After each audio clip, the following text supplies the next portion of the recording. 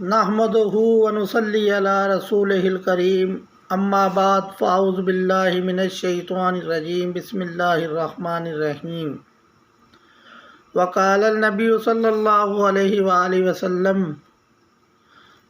من کنت مولا فہذا علی مولا صدق اللہ العظیم۔ نوشتہ بردر جنت بخط سبز جلی، شفیع روز قیامت محمد است و علی، علی امام من است و منم غلام علی، ہزار جان گرامی فدا بنام علی۔ حضرت انس بن مالک رضی اللہ تعالیٰ عنہ سے روایت ہے کہ ایک مرتبہ نبی کریم صلی اللہ علیہ وآلہ وسلم کی خدمت میں ایک پرندے کا بھنا ہوا گوشت آیا تو حضور صلی اللہ علیہ وآلہ وسلم نے دعا کی، یا اللہ اس شخص کو بھیج جو تجھے سب سے پیارا ہو۔ تو کچھ ہی دیر بعد حضرت علی رضی اللہ تعالیٰ عنہ تشریف لائے اور آپ نے حضور صلی اللہ علیہ وآلہ وسلم کے ساتھ کھانا تناول فرمایا۔ آج 13 رجب المرجب یوم پیدائش شیر خدا داماد مصطفیٰ امام الاولیاء حیدر کرار مولا غم گسار سخاوت والے علم والے صاحب ذوالفقار حضرت مولا علی شیر خدا کا یوم پیدائش ہے۔ اسی مناسبت سے کچھ عرض کرنا ہے۔ اللہ تعالیٰ سے دعا ہے کہ وہ حق بات کہنے اور اس پر عمل کرنے کی توفیق عطا فرمائے۔ حضرت علی رضی اللہ تعالیٰ عنہ کی پیدائش خانہ کعبہ میں ہوئی۔ حضور صلی اللہ علیہ وآلہ وسلم کو خبر ہوئی تو آپ تشریف لائے۔ آپ نے حضرت علی کو اپنی گود میں اٹھایا اور ان کے منہ میں اپنا لعاب دین ڈالا۔ حضرت ام سلمہ رضی اللہ تعالی عنہ ارشاد فرماتی ہیں کہ حضور نے فرمایا، جس نے علی سے محبت کی اس نے مجھ سے محبت کی، اور جس نے مجھ سے محبت کی اس نے اللہ تعالیٰ سے محبت کی۔ ام المومنین حضرت عائشہ صدیقہ رضی اللہ تعالی عنہ نے ارشاد فرمایا، جب ان سے پوچھا گیا کہ حضور صلی اللہ علیہ وآلہ وسلم کو مردوں میں سب سے زیادہ پیارے کون ہیں، تو انہوں نے فرمایا کہ حضرت علی۔ جب ان سے پوچھا گیا کہ عورتوں میں سب سے زیادہ پیاری کون ہے، تو فرمایا حضرت فاطمہ الزہرا رضی اللہ تعالی عنہ۔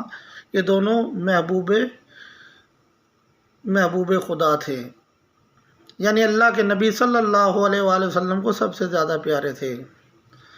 ابھی حضرت علی رضی اللہ تعالی عنہ کی عمر شریف بچپن ہی تھی کہ حضور صلی اللہ علیہ وآلہ وسلم نے ان کو اپنی کفالت میں لے لیا، یعنی ہم یہ کہہ سکتے ہیں کہ ان کی پرورش آغوش نبوت میں ہوئی۔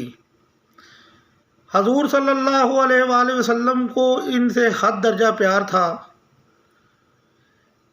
یہی وجہ تھی کہ جب مدینہ شریف میں حضور صلی اللہ علیہ وآلہ وسلم نے عہد مواخات کی، یعنی ایک انصار کو ایک مہاجر کا بھائی بنا دیا، تو حضرت علی رضی اللہ تعالیٰ عنہ کو کسی کا بھائی نہ بنایا۔ تو حضرت علی نے عرض کی، یا رسول اللہ صلی اللہ علیہ وآلہ وسلم، آپ نے مجھے کسی کا بھائی نہ بنایا۔ تو آپ نے فرمایا کہ اے علی، تم دنیا اور آخرت میں میرے بھائی ہو۔ یعنی حضرت علی رضی اللہ تعالی عنہ سے حضور کو اتنا زیادہ پیار تھا۔ بچوں میں سب سے پہلے آپ نے اسلام قبول کیا۔ جب حضور صلی اللہ علیہ وآلہ وسلم نے اپنے قریبی رشتہ داروں کو دین حق کی دعوت دی تو حضرت علی تمام گھروں میں پیغام لے کر گئے۔ آپ نے ایک کھانے کا اہتمام کیا۔ کھانے کے بعد جب آپ نے اپنی نبوت کا اعلان کیا تو تمام قریبی رشتہ دار خاموش ہو گئے اس وقت حضرت علی رضی اللہ تعالیٰ عنہ نے عرض کی، یا رسول اللہ صلی اللہ علیہ وآلہ وسلم، اگرچہ میں عمر میں سب سے چھوٹا ہوں، لیکن میں آپ کی دعوت حق پر ایمان لے آیا ہوں اور زندگی بھر آپ کا ساتھ دوں گا۔ طبرانی شریف میں حضرت عبداللہ بن عباس سے روایت ہے کہ آپ نے فرمایا کہ حضرت علی رضی اللہ تعالیٰ عنہ کو 18 مناقب عطا ہوئے ہیں۔ قرآن کریم کی بہت ساری آیات آپ کی شان میں نازل ہوئی ہیں، جن میں آیت تطہیر، آیت مبالہ اور اس طرح دوسری آیات ہیں۔ حضرت سیدنا عمر فاروق رضی اللہ تعالیٰ عنہ ارشاد فرماتے ہیں کہ 3 خوبیاں ایسی حضرت علی کو عطا ہوئی ہیں کہ ان میں سے ایک خوبی بھی مجھے مل جاتی تو یہ میرے لیے دنیا و مافیہ میں سب سے بہتر ہوتا۔ فرمایا سب سے پہلی خوبی تو یہ ہے کہ ان کی شادی خاتون جنت حضرت فاطمہ الزہرا سے ہوئی۔ دوسری خوبی یہ ہے کہ نبی کریم صلی اللہ علیہ وآلہ وسلم نے ان کو مسجد میں سکونت کی اجازت دی۔ تیسری خوبی یہ ہے کہ فتح خیبر کے دن ان کو جھنڈا عنایت فرمایا گیا۔ حضرت عائشہ صدیقہ رضی اللہ تعالیٰ عنہ ارشاد فرماتی ہیں کہ حضرت علی رضی اللہ تعالیٰ عنہ کو قرآن و سنت کا سب سے زیادہ علم تھا۔ آپ ارشاد فرماتی ہیں کہ علی کا ذکر کرنا عبادت ہے۔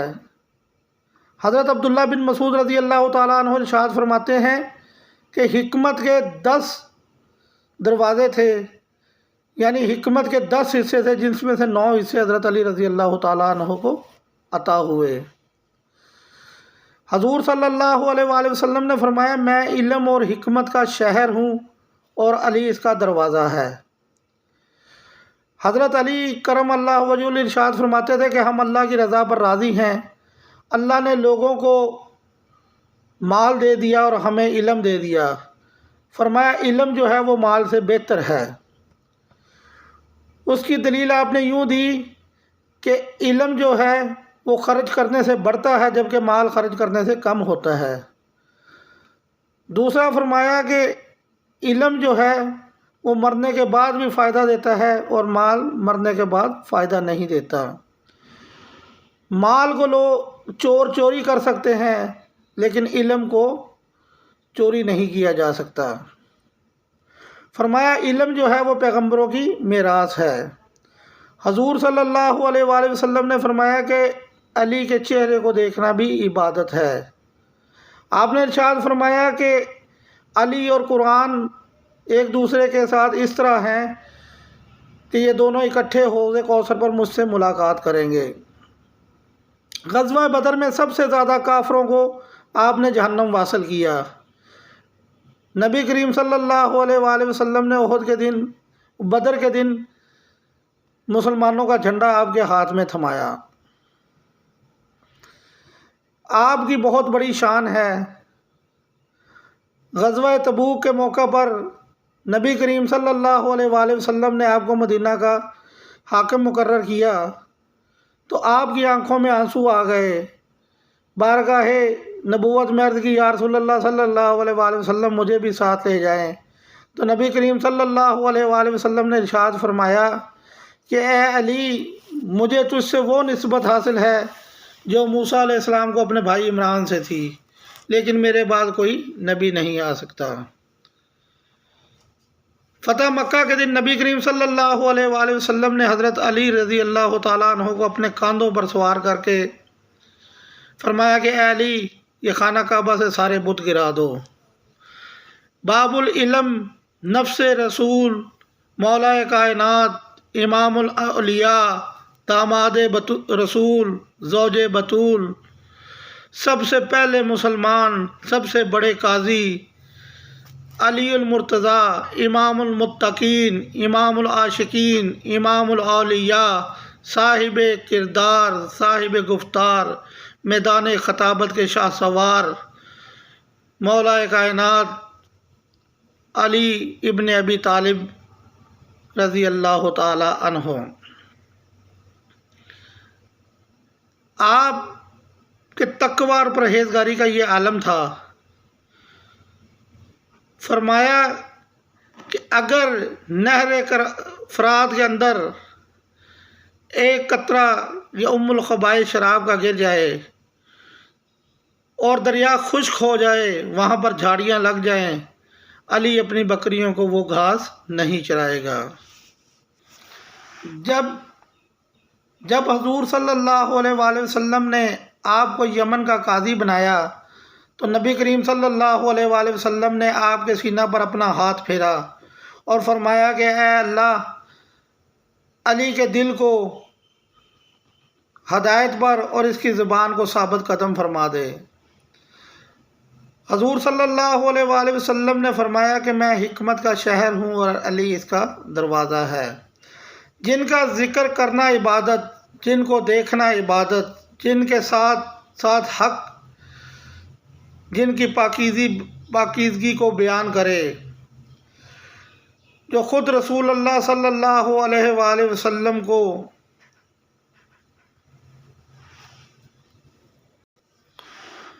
سب سے زیادہ پیارے ہوں، جن کا ستانا خود نبی کریم صلی اللہ علیہ وآلہ وسلم کے ستانے کے مترادف ہو، جنہوں نے حالت رکوع میں زکوٰۃ ادا کی، جنہوں نے شب ہجرت حضور صلی اللہ علیہ وآلہ وسلم کے بستر پر آرام کیا، جن پر ہماری جان فدا ہو، وہی شیر خدا ہیں، وہی شیر خدا ہیں۔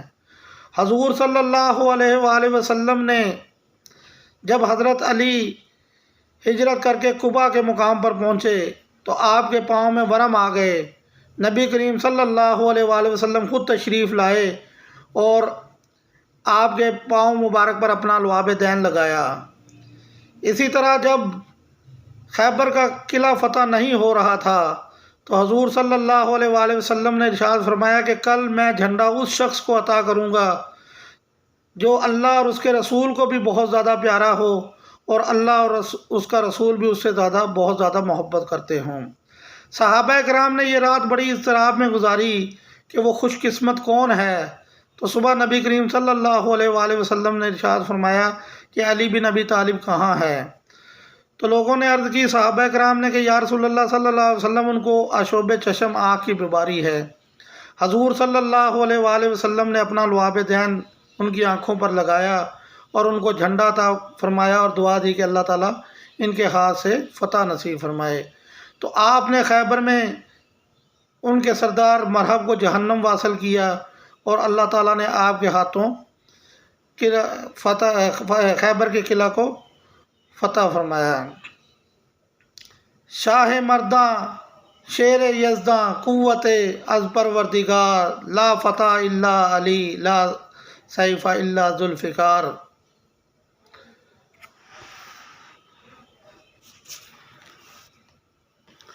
حضرت سیدنا عمر فاروق رضی اللہ تعالی عنہ آپ کو اپنا مولا قرار دیتے ہیں۔ حضرت ابوبکر صدیق رضی اللہ تعالی عنہ ارشاد فرماتے ہیں کہ اے اللہ، مجھے اس قوم میں پیدا نہ کر جس میں علی نہ ہوں۔ فرمایا میں نے خود رسول اللہ صلی اللہ علیہ وآلہ وسلم سے سنا ہے کہ علی کے چہرے کو دیکھنا عبادت ہے۔ جب قرآن کریم کی یہ آیات نازل ہوئی کہ تمہارا ولی اللہ ہے اور اس کا رسول ہے اور وہ لوگ جو ایمان لائے، تو حضرت عبداللہ ابن عباس رضی اللہ تعالیٰ عنہ ارشاد فرماتے ہیں کہ یہ آیات جو ہیں یہ حضرت علی رضی اللہ تعالیٰ عنہ کے متعلق نازل ہوئی ہیں۔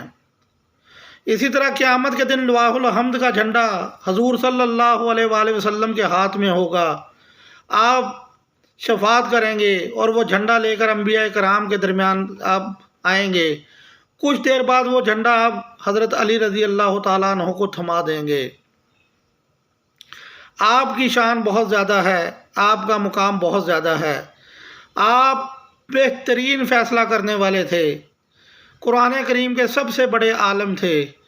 آپ ارشاد فرماتے ہیں کہ اگر میں سورۃ فاتحہ کی تفسیر بیان کرنا شروع کر دوں تو 70 اونٹ کتابوں کے بھر جائیں۔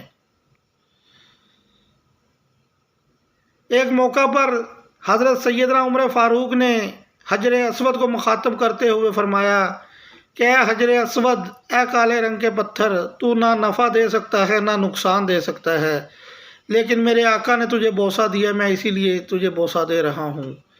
پیچھے حضرت مولا کائنات کھڑے تھے، آپ نے ارشاد فرمایا کہ اے عمر، وہ حدیث تم تک نہ پہنچی کہ حضور نے فرمایا تھا کہ حجر اسود قیامت کے دن شفاعت کرے گا؟ تو حضرت عمر فاروق فرمانے لگے کہ آج اگر علی نہ ہوتا تو عمر تباہ ہو جاتا۔ یعنی آپ اس امت کے سب سے بڑے قاضی اور سب سے بڑے قرآن و حدیث کے علم کو جاننے والے ہیں۔ آپ کی شان میں آیت مبالغہ نازل ہوئی، آیت تطہیر نازل ہوئی۔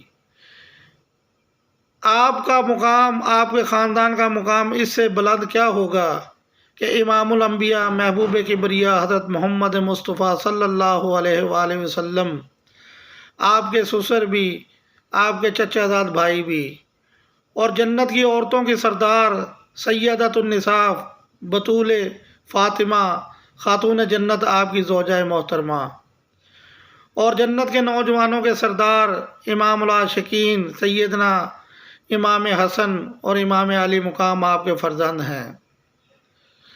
اللہ تعالیٰ نے آپ کو بہت زیادہ درجات دیے ہیں، اور قیامت تک کوئی بھی ولی نہیں بن سکتا جب تک وہ غلام علی نہ بنے۔ تو اللہ تعالیٰ سے دعا ہے کہ وہ ہمیں حضرت علی المرتضیٰ کے نقش قدم پر چلنے کی توفیق عطا فرمائے۔ آمین یا رب العالمین۔